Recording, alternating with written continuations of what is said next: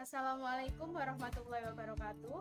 Saya Rati Sanggarwati dari KP Manajemen SDMA 2018.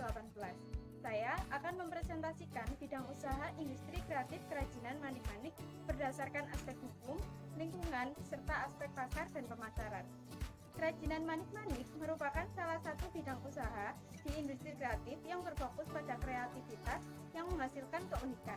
Pada umumnya, kerajinan manik-manik masih dibuat dengan cara tradisional atau buatan tangan yang bahan dasarnya berasal dari kaca, plastik, keramik, maupun cangkang kerang. Alasan saya memilih bidang usaha ini karena industri kreatif kerajinan manik-manik telah dikenal masyarakat secara nasional bahkan internasional. Persaingan bisnis cukup banyak dan menjadi salah satu harapan Indonesia agar mampu meningkatkan perekonomian Indonesia. Secara hukum, industri kreatif kerajinan manik-manik berbentuk badan usaha perseorangan. Syarat legalitas badan usaha perseorangan kerajinan manik-manik yaitu menggunakan nama perusahaan yang jelas, memiliki NPWP, izin mendirikan bangunan, tanda daftar industri, surat izin usaha, dan tanda daftar perusahaan. Ketentuan mengenai usaha perseorangan disesuaikan di dalam pasal 4 ayat 1 huruf C Peraturan Menteri Perdagangan Nomor 46 Tahun 2009 yang memenuhi beberapa kriteria antara lain usaha perseorangan atau persekutuan. Yang kedua, kegiatan usaha diurus, dijalankan, atau dikelola oleh pemiliknya atau anggota keluarga terdekat. Memiliki kekayaan bersih paling banyak 50 juta, tidak termasuk tanah dan bangunan. Pada lingkungan organisasi, industri kerajinan manik-manik memiliki kekuatan, yaitu bahan baku mudah didapatkan sehingga secara tidak langsung akan berpengaruh pada harga jual kerajinan yang relatif terjangkau. Kerajinan manik-manik juga sudah dikenal oleh masyarakat lokal bahkan internasional, dan industri ini dapat dikatakan ramah lingkungan karena masih menggunakan cara tradisional. Di sisi lain, industri ini mempunyai kelemahan, yaitu membutuhkan modal yang cukup besar. Proses pengerjaan membutuhkan waktu yang lama karena membutuhkan kejelian dan keuletan. Kelemahan lainnya yaitu meskipun bahan baku mudah didapatkan, tapi kualitas bisa jadi belum terjamin. Lingkungan industri pada bidang usaha industri kreatif kerajinan manik-manik juga mempunyai peluang, yaitu banyaknya bahan-bahan bekas yang ada, mampu menjangkau berbagai kalangan masyarakat, dan adanya sosial media bisa digunakan untuk memasarkan produk. Sedangkan ancaman bagi bidang usaha ini yaitu memungkinkan munculnya banyak persaingan dengan harga yang jauh lebih murah serta bahan yang lebih berkualitas. Adanya industri kerajinan akan berdampak pada lingkungan makro, yaitu bidang ekonomi, sosial budaya, teknologi, politik, dan lingkungan hidup. Dari segi bidang ekonomi, bisa dilihat dari adanya penyerapan tenaga kerja di sekitar lingkungan industri, sehingga akan mengurangi pengangguran yang secara tidak langsung akan berpengaruh pada pendapatan masyarakat, sehingga dapat meningkatkan perekonomian daerah setempat. Selain ekonomi, industri juga berdampak pada sosial budaya, di mana kondisi sosial masyarakat yang selalu berubah. Industri kerajinan manik-manik diharapkan mampu untuk menyesuaikan dengan perubahan dan melihat kesempatan yang ada. Dari segi politik, juga memberikan dampak, seperti kebijakan lockdown yang mengakibatkan keuntungan industri menurun. Sedangkan kebijakan perizinan berdampak pada industri untuk dianggap sebagai usaha resmi. Dalam bidang usaha manik-manik, pemanfaatan teknologi menjadi peran penting untuk memasarkan produk melalui jaringan internet dengan membuka situs jaringan sosial seperti website, Instagram, Facebook, atau bisa juga menggunakan aplikasi marketplace.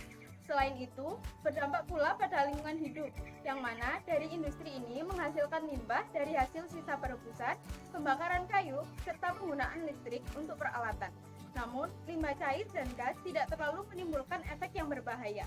Sedangkan limbah dari butaran manik dapat diolah kembali menjadi kerajinan mozaik. Segmen pasar yang akan dituju industri kerajinan manik-manik yaitu berbagai kalangan. Namun, spending group pada industri produktivitas tertinggi industri ini terletak pada pusat oleh-oleh. Karena hal tersebut, market size dari industri kerajinan manik-manik cukup besar. Maka, pelaku usaha dapat memperkirakan berapa banyak produk akan dikirimkan untuk memenuhi permintaan kelompok konsumen. Pada bidang industri kreatif kerajinan manik-manik, berkompetisi cukup ketat karena di satu daerah terdapat kompetitor dengan bisnis yang sama. Hal ini yaitu selera konsumen yang berbeda, mengakibatkan kerajinan manik-manik memiliki berbagai model dan warna yang berbeda. Produk dari kerajinan manik-manik memiliki fungsi sebagai aksesoris maupun digunakan untuk acara keagamaan. Dikemas secara semenarik mungkin, dan industri kerajinan manik-manik diharapkan untuk menggunakan bahan yang berkualitas.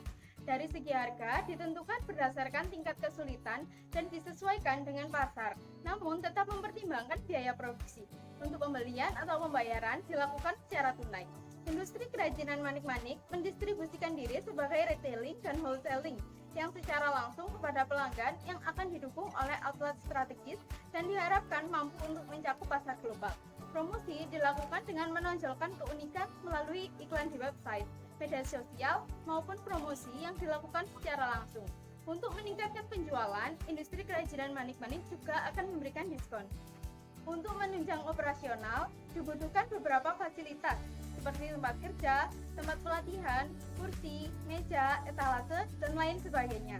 Keragaman artefak manik-manik mulai dari sisi jenis, bentuk, hingga pada unsur bahan, sehingga menghasilkan beragam manik-manik dengan didukung dengan alat penunjang seperti tali, karet, maupun rantai.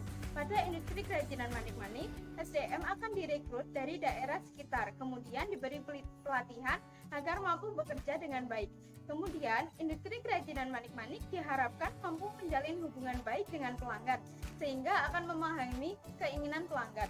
Namun, bahan dasar manik-manik bisa menjadi keluhan jika bahan yang digunakan kurang baik.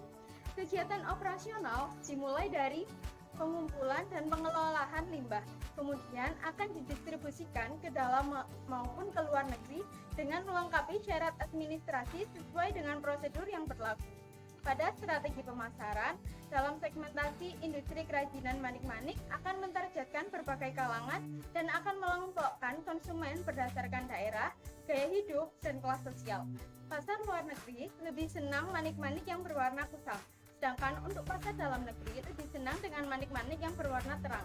Kerajinan manik-manik bisa menunjukkan gaya hidup seperti konsumen luar negeri dan pengaruhi adanya fashion. Kemudian, seperti suku Dayak akan menentukan kelas sosial. Kemudian, target pasar yang akan dituju oleh bidang usaha kerajinan manik-manik adalah semua perempuan dari anak-anak, remaja, mahasiswa, sampai orang dewasa.